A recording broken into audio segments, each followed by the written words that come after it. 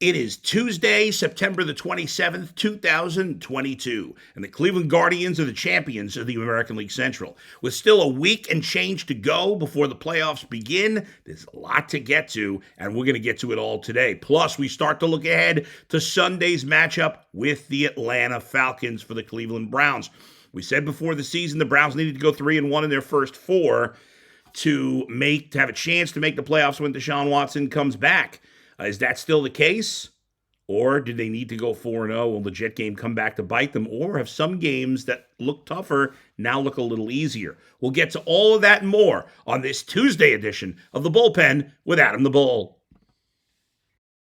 Podcast is not for the faint of heart. And I do think it's time for the Browns to move on. It's not for those who ride the fence. He's proven nothing. But if you're looking for someone who tells it like it is about Cleveland sports, everybody does fandom their way. You've come to the right place. I don't think he's any good. It's time for The Bullpen with Adam the Bull.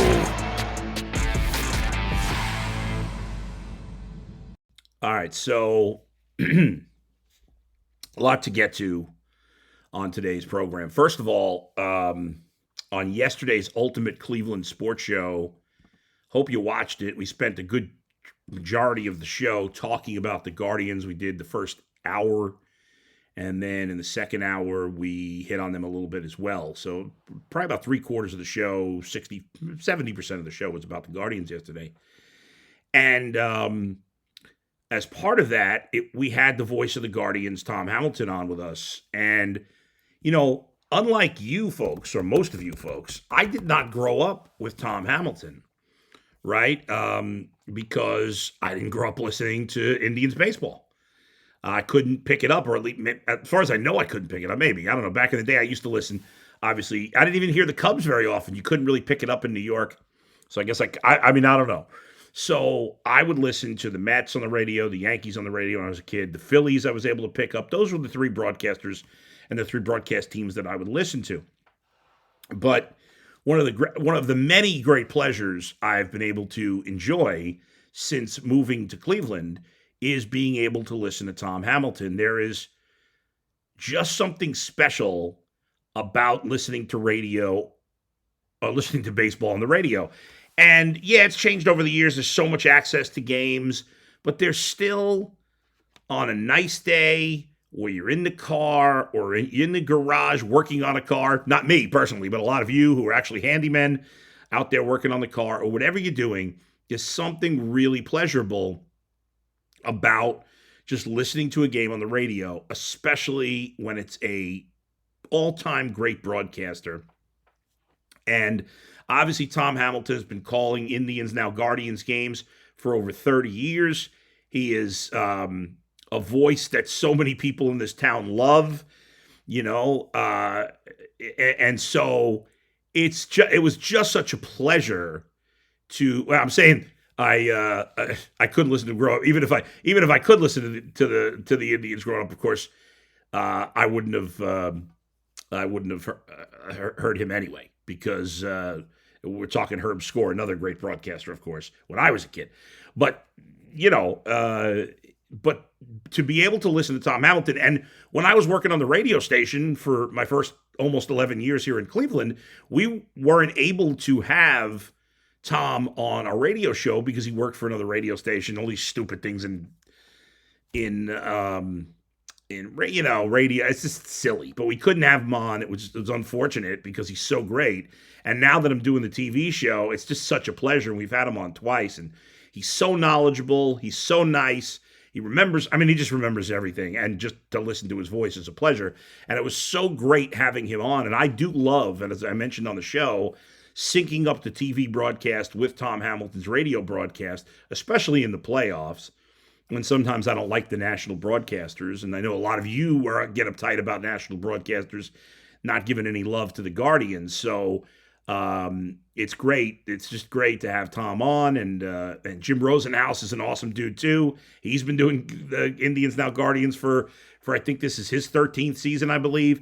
So he's been doing it a while. He's been the second voice for the team since I've been here as well. So maybe we'll talk to Jim at some point soon as well. And it was just great reminiscing. And the thing about this Guardians team, we've talked a lot about it over the last couple of weeks, is that nobody expected this. You could say, I love the people that are diehard fans that'll, will say, well, I knew it, nobody else knew it. No, you didn't. No, you didn't. Or you were being a homer and you picked the Guardians, the Indians, to win every year. Nobody was picking this team to make the playoffs. I bet you the front office did not think they were going to make the playoffs. I almost guarantee it. They're ahead of schedule. The future is extremely bright. That's what makes this even more amazing, is that there is so much good talent in this farm system still that have either barely been in the majors or have not yet been to the majors, including their best pitching prospect, including their best hitting prospect. And these guys are still coming over the next year or two. And I got to tell you, when we get to the offseason, I think the front office has proven that they could turn even when they trade great players, really good players, they turn them into good deals. I mean, most time you trade a star player like a Francisco Lindor or a Corey Kluber or a Mike Clevenger not a star, a good player like Clevenger or Bauer, Carlos Carrasco, you usually make these trades and it's a loss. And the Guardians have made these trades and they win them almost all the time. It's amazing. This offseason, two of the names we're going to be looking at in this offseason, the Guardians, in my opinion, and I'm looking at it differently now because of just how many times they've done this. The Guardians this offseason either, in my opinion, have to either sign or trade Shane Bieber and Ahmed Rosario. Now, I'd love to sign them both. There's no chance in my mind they're signing Shane Bieber, and I'm going to trust the Guardians to front office to make the best trade possible. And same thing with Ahmad Rosario. I really think they got a shot to sign him. I would lock him up. I know they got a lot of infield prospects. We'll see. But that's for after the season. Getting back to this current team, I didn't read this until after I did my podcast yesterday, but then I saw Mandy Bell's article, MLB.com, and Mandy and I believe is it Sarah Langs? I should know her name. She's a really good baseball writer, and they're good friends. I know. I know it as if I know them personally. I don't know them personally. Sarah Langs. Both two very good writers. Sarah's really good at coming up with all these like stats. She has all this stuff. She's good on Twitter, Slangs on Sports. And Mandy referenced her in her article. And anyway, Mandy brought up the point that this is the first team that is the youngest team in baseball to win their division since the 86 Mets. It's the first American League team ever, and it's the youngest team, I believe. Now, it's not official until the season's over, but I believe it's going to be the second youngest team to ever win their division, only behind, I think, the 1970 Cincinnati Reds, which is crazy. When you have 16 players make their major league debut in one season, you're supposed to finish 20 games under 500, not 20 games over 500. And that's exactly what the Guardians are doing. It's remarkable. I mean, I don't think people, I'm sure some fans do, but I don't think everybody realizes what the Guardians are accomplishing here is really unprecedented. You're not supposed to be this good when you're this raw. And, one good year doesn't make a player, right? Oscar Gonzalez, Steven Kwan, some of these guys that have been great as rookies, they could go backwards next year. And probably one or two of them will, but not all of them. And there's more coming. And when you look at this franchise, nobody's got, except for maybe the Dodgers with their $300 million payroll, I don't think anybody's got more young talent. And maybe not even the Dodgers, but they're certainly right up there, top two, okay? Nobody's got a better front office and manager combo. Their front office is, I'd say with the Rays, is top two. The manager's the best in the league. So they've been drafting and developing pitchers for years. They're now finally doing it with hitters. They're playing the game differently than most of the other teams in baseball.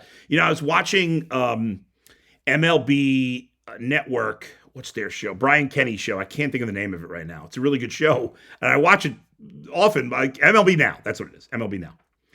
And Brian Kenny wasn't on. He was off yesterday, but I was watching it, and they were singing the praises of the Guardians. I'm trying to think of.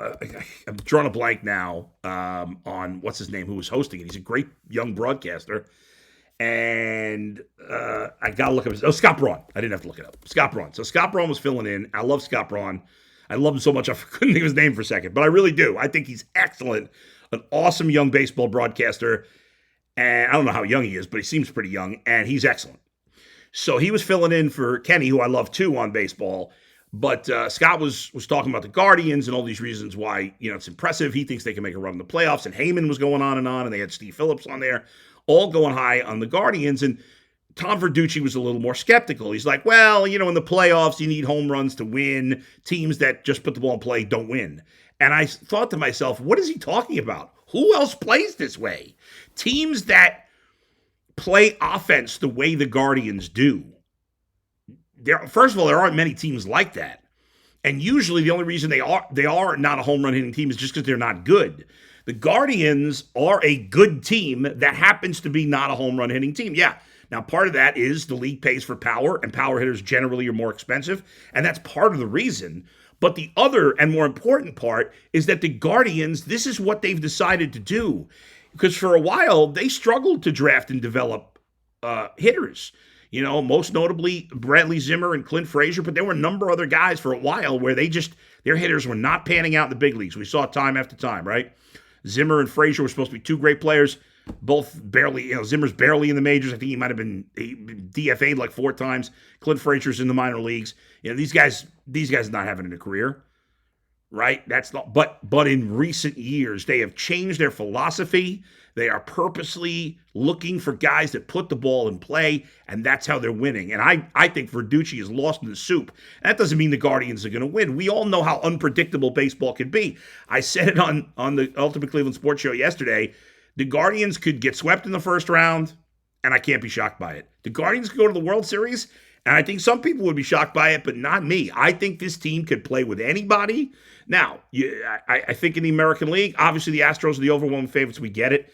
We'll worry about, but they wouldn't have to play the Astros until the American League Championship Series. And certainly whoever comes out of the National League, assuming it's the Mets or Braves or Dodgers, if the Guardians got that far, it'd be amazing. That would be a tough challenge. But I would get, this is baseball. Anybody's got a chance. The only World Series I've ever seen where I thought one team had no chance was it's actually twice with the Padres. When the Padres, in 84, when the Tigers beat the Padres, and what year was it when the Yankees beat the Padres? I can't remember now if that was I don't remember the year. Was it 98? Why can't I remember the year? Yankees-Padres World Series. That's embarrassing. I should know that. Padres World Series. It was 80. It's 98. Okay, I was right about that. So those are the only 2 times that I thought one team had no chance. And even that probably wasn't the case, but that's just, I remember thinking that.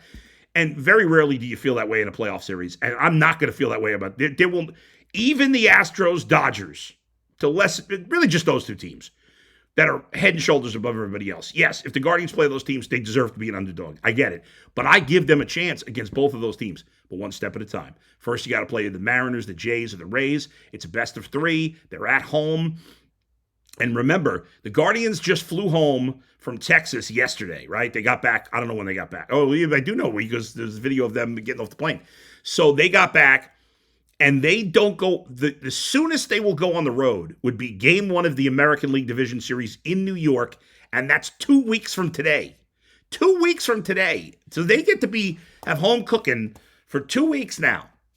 Between the day off yesterday, the final 9 games of the regular season, and then they'll have 1 day off, and then they'll play potentially 3, hopefully only 2, because they'll sweep 3 wild card series games, and then a Monday. Then 2 weeks from yesterday, Monday, they would fly to New York, I assume. So it's a great position to be in right now. Now, how do you find the balance? That's something for Frank Cohen to handle. All right, in terms of that balance, I think he's got to really take it easy on Clase here down the stretch. I think he will. And you get some other guys rest. We've talked about this a little bit. The more and more I think about it, I'm more and more comfortable with the Mariners, but I think the Guardians are going to win the first round. I believe it. They got to get off this schneid. It's an 8-game losing streak in the postseason. They've lost 8 straight playoff games. They've lost 11 of their last 13 playoff games since Game 5 of the World Series in 2016.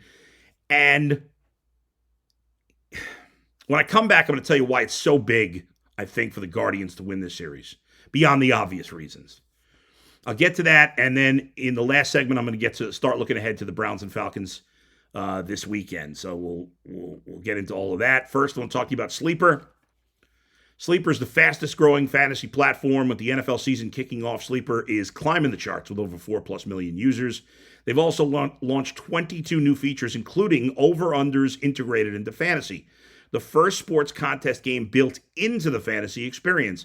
Not only can you enter a contest via over-under itself, but you can also do so through your league's fantasy matchup screen. It's super simple. First, in any sport, choose 2 or more players that you like and pick the over-under. For example, rushing yards in football, number of points in hoops right around the corner. Then choose the amount of money you want to enter into the contest. If you pick correctly, you can win anywhere from 2 to over 20 times the money you put in. And I love it because you can do it as part of your fantasy experience with your friends. You can talk trash. It's insanely fun. So stop what you're doing and download Sleeper now to play their over-under game. Have fun with your friends. Talk some trash. Make some cash. On your mobile phone, join our listener group on Sleeper. That's at promo code sleeper.com/lockedonbets or sleeper.com/lockedontoday. And Sleeper will automatically match your first deposit up to $100. Again, go to sleeper.com/lockedonbets or sleeper.com/lockedontoday, and you'll get up to $100 match on your first deposit. Terms and conditions apply. See Sleeper's terms of use for details.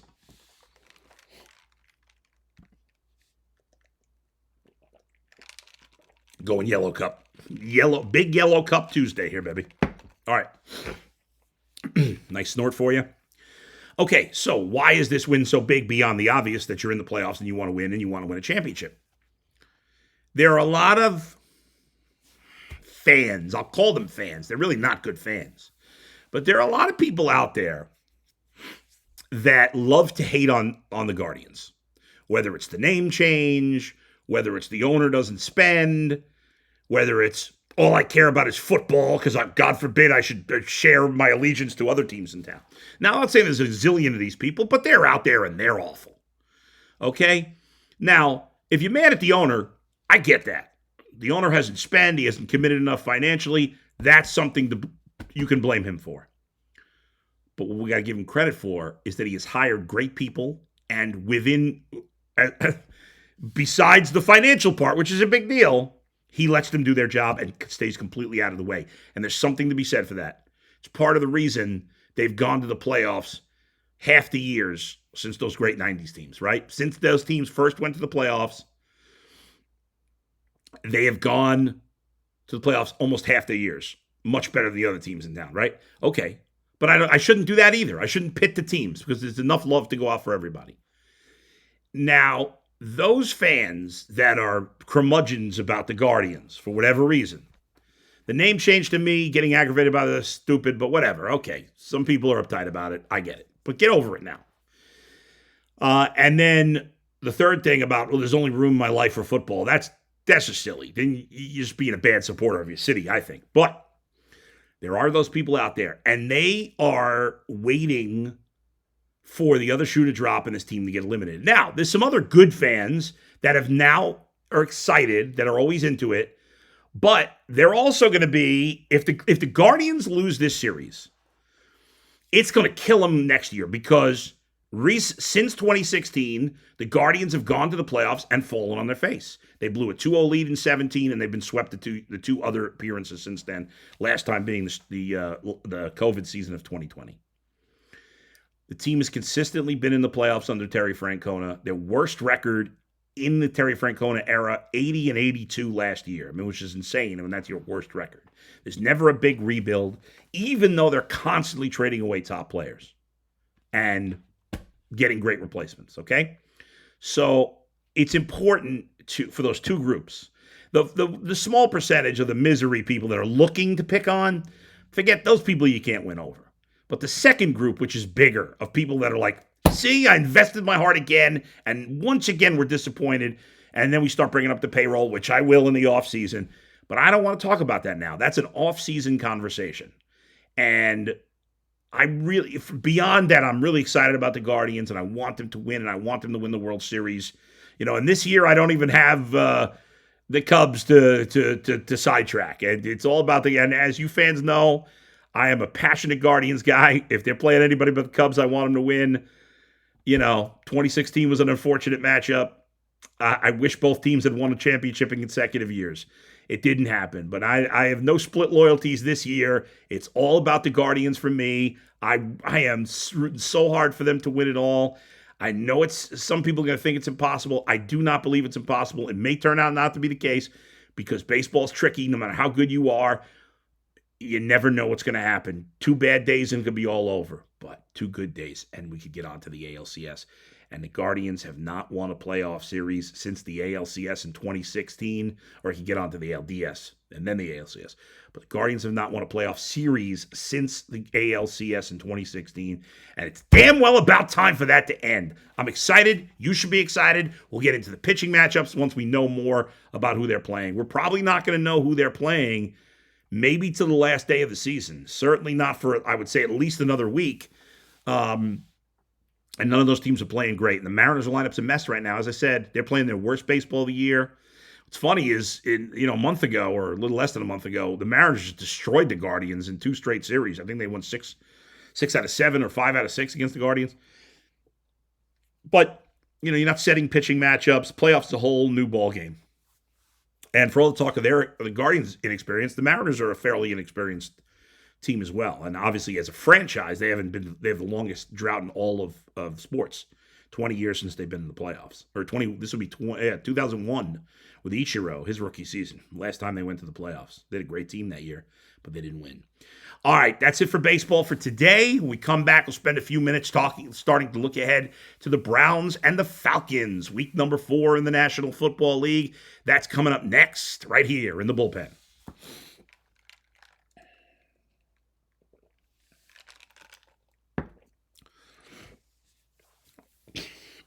Man, gotta clear those nasal passages. I'm a mess today. All right, so let's get to football. The Browns in action on Sunday. It's a 1 p.m. start. I mentioned yesterday what a bummer it is that you have that great Bills-Ravens game same time and it won't be on locally. That sucks. It really does. We got some cool announcement about the Browns-Falcons game. Which we'll tell you about on Tuesday's Ultimate Cleveland Sports Show. Also, I really an unfortunate timing for me. I had mentioned that I was going to be doing post game for the Guardians playoff games, and unfortunately, when I said I was going to do that, I wasn't thinking about the timing. Unfortunately, that weekend that the Guardians go to the playoffs in the first round, I'm actually going to be away, and I'm going to be able to watch the games, but I'm not going to be able to do a post-game show because I just won't be able to do it. That weekend just turns out that happens to be my nephew's bar mitzvah, and so I'm going to be out of town. I'm not going to be able to do a post-game show, unfortunately, and I will not be on the Ultimate Cleveland Sports Show that Monday after that weekend. Now, I will do a podcast that Monday. I'm getting back into town like Monday around 11 o'clock. So I'll do a podcast as soon as I get back to town that Monday. Unfortunately, though, I won't be able to do post games. But if the Guardians get to the ALDS, ALCS, and World Series, I will do a live post game after all those games, I promise. But I wanted to do the first round. I forgot about the timing when I said I was going to do it. Let's get to the Browns now. As you know, we do a post game for every Browns game. And Mikey McNuggets, Jeff Lloyd, and I will be on at the 2-minute warning of Browns-Falcons this Sunday, 1 p.m. The game is on CBS. Browns looking to improve to 3-1. They are a 2.5-point favorite as of now against the 1-2 Falcons. Now, I've heard now Jason Lloyd and Garrett Bush say, hey, the Falcons are no easy path. Listen, it's the NFL, okay? There's no easy games in the NFL. I get it. But the Falcons' defense stinks. It stunk last year. It stunk the year before that. It still stinks. Nothing I've seen in 3 weeks makes me change their mind. Now, can they score? Well, they've scored a good amount of points so far. They've scored 70 points in 3 games. That's really good. Um, and they've played some good defenses, especially the first 2 weeks, Saints Rams, when they had close losses, and they've been in their games, which is the NFL. Most games are close. So I don't think it's going to be an easy game. They're only a slight favorite. It's on the road. But let's take it down a notch about how good the Falcons are. I mean, they're a team I expect to finish under 500. I'm not changing my, they do have some nice skill position players. Drake London is a nice rookie wide receiver. Kyle Pitts, second-year tight end's a good player. Cordero Patterson has really developed after being a journeyman forever. Had a big year last year. He's followed it up so far with a good start. But the reality is they have no quarterback. They don't have a great offensive line, and their defense stinks. So the Browns should win this game. That's it. I'm not saying they're going to win by 1,000,000 points or that the Falcons are going to be a pushover. This is the NFL. This is not college. College football is a joke most of the games. Yeah, I expect it to be competitive, but I expect the Browns to win, and I'm not taking it. There's no excuse. Browns should win this game. I don't care if it's on the road. They're the better team. Let's go. Get it done. Jacoby Brissett has played obviously very well these last 2 games. I think we all have to be realistic about who he is and what to expect. But I think Kevin Stefanski clearly has done a very good job putting him in a position to succeed. The game plan's been great. I'll give him that for all 3 games. Now, we kind of were blinded to it in week 1 because Jacoby played terribly in week 1. And week 2, we didn't look at it closely because the Browns collapsed in that game. But the reality is the game plan for the offense has been there. It's been a good game plan 3 weeks in a row. Week 1, the plays were there. Jacoby didn't execute. Last 2 weeks he has, but week 2 they collapsed. And then this week they did not collapse. They played well. The offense played very well. Jacoby had another really good game and we were able to say, hey, look, you know what? The game plan's been really good. I expect the same from the Falcons. Then the week after that, you got the Chargers, and now with Justin Herbert banged up, who knows how good they are. The Patriots are a mess. You're probably going to be facing, looks like there's a decent chance you're going to face Brian Hoyer in that game in week 6. So, maybe things are a little less little less challenging than you may have thought. But then things will get tougher. Obviously, you got Ravens, Bengals, Dolphins, Bills, Buccaneers. And those teams are all 2-1 or better, except for the Bengals, who are 1-2. Yeah. Everybody else is at least 2-1. So we'll see. Hey, listen, every game in the NFL is a challenge. It's really that simple. I expect the Browns to go into Atlanta and take care of business. I was hoping they'd go 4-0. If they had not just let that Jet game get, and you saw the Jets against the Bengals, they're just not a good football team. And I thought the Bengals would get their first win and the Jets would come back to earth, and that's exactly what happened. And the Browns, no getting back to earth. The Jets aren't that good. The Browns fell apart at the end of the game. We all know this. Doesn't mean they're not without talent, but Joe Flacco is not a good quarterback. Let's face the reality. The Browns made him look good for 1 week, and that's it. And that defense has got to tighten it up. The defense has to play better. We did get Kevin Stefanski said it's a possibility that Jadeveon Clowney could be back this week. That's huge because the defensive tackles are not good, and Myles Garrett had no help last week. And without Clowney, it's hard for Myles Garrett to have a big game because he's got no one helping him out on that line. And you've already lost Anthony Walker. He has the big injury. He's out for the year. So they got to step up there. It'll be a challenge. But I do think I do like the Browns this week, and I think they have a good chance to be at least 4-2 after 6, if not better. I do. And if they're 4-2 after 6, then you got 5 straight really tough games. If you could just get 2 of those 5, you'd be 6-5 and have a shot. But I think the Browns have to be 4-2 after week 6 to have a shot to go to the playoffs. And I think they will get there. All right, make sure you're following the Ultimate Cleveland Sports Show on YouTube. We are this close to 15,000 subscriptions. We are this close. I think we're maybe 100 away. Really want to get there before the end of this week. So if you're not subscribing, please do it. If you know somebody in your life that loves the show, loves the podcast, please subscribe. Shout out to my man Z, who I ran into at Whole Foods yesterday.